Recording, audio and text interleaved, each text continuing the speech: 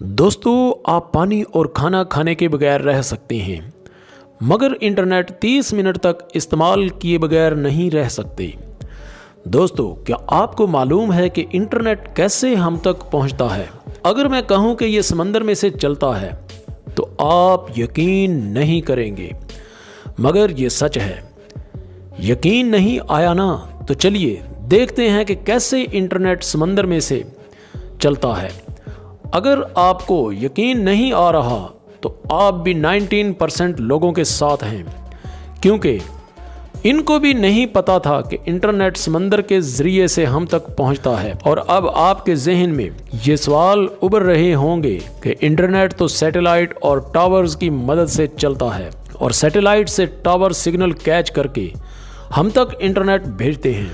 मगर दोस्तों, हकीकत कुछ और है, क्योंकि पूरी दुनिया में 19% इंटरनेट समंदर में बिछाई गई तारों की मदद से चलता है। अगर आप चैनल पर नए हैं तो ऐसी शानदार वीडियोस और इंफॉर्मेशन देखने के लिए मेरा चैनल सब्सक्राइब कर लें। अब दोस्तों, ये जो डायग्राम देख रहे हैं, इसमें से आगे जाती हुई एक वायर भी देख रहे होंगे, जो कि सी केबल यानी सबमरीन केबल है, और यही वो नेटवर्क है जो कि समंदर में पूरी दुनिया में बिछा हुआ है। और समंदर की गहराई में बहुत दूर दूर तक इन केबल को बिछाया जाता है, और इन वायर्स के साथ मुख्तलिफ डिवाइसेस लगाई जाती हैं ताकि इंटरनेट सही तरीके से काम कर सके।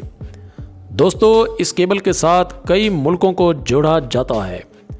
जब आप इंटरनेट देखते हैं या कोई गेम देखते हैं और लोग आपसे जुड़ जाते हैं, इसी तरह नेटवर्क भी चलता है, और इन केबल्स को आपस में जोड़कर डाटा ट्रांसफ़र किया जाता है, और इंटरनेट बेहतरीन सर्विस फराहम करता है।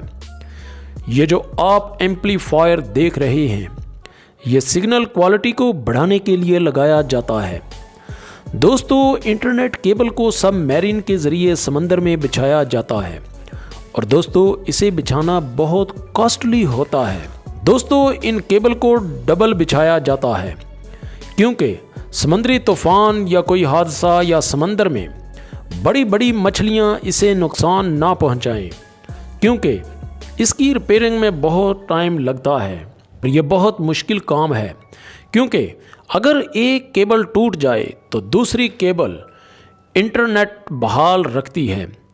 ये काम होता कैसे है? बड़ी क्रेन की मदद से केबल को समंदर में डाला जाता है, और एक मशीन के ज़रिए से एम्पलीफायर को सही तरीके से जोड़ा जाता है, और ज़्यादा गहराई की वजह से गोताखोर भी समंदर में नहीं जा सकते। इसलिए इस काम को मशीनरी के ज़रिए किया जाता है। जो आप देख रहे हैं, ये फाइबर वायर है, और इसके ऊपर मुख्तलिफ किस्म की कोटिंग होती है। और ये जो आप मुख्तलिफ वायर्स नज़र आ रही हैं, इनको ऑप्टिकल फाइबर वायर्स कहते हैं, और एक वायर 100 MB के डाटा को ट्रांसफ़र कर सकती है। और अब जो केबल आ रही हैं, वो केबल जदीद हैं और 1000 Mbps का डाटा ट्रांसफ़र कर सकती हैं।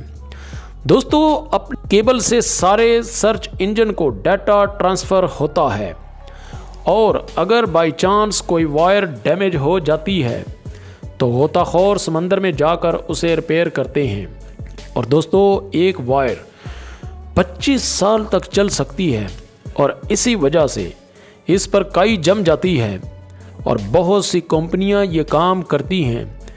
ये कंपनियां पूरी दुनिया के समंदरों में सबमरीन वायर और केबल बिछाने का काम करती हैं, और ये जो मुख्तलिफ कंपनियां हमको डाटा फ्राहम करती हैं, वो इन सबमरीन बिछाने वाली कंपनियों से डाटा ख़रीद कर हमको देती हैं, और इसी वजह से हम आसानी से इंटरनेट इस्तेमाल करते हैं।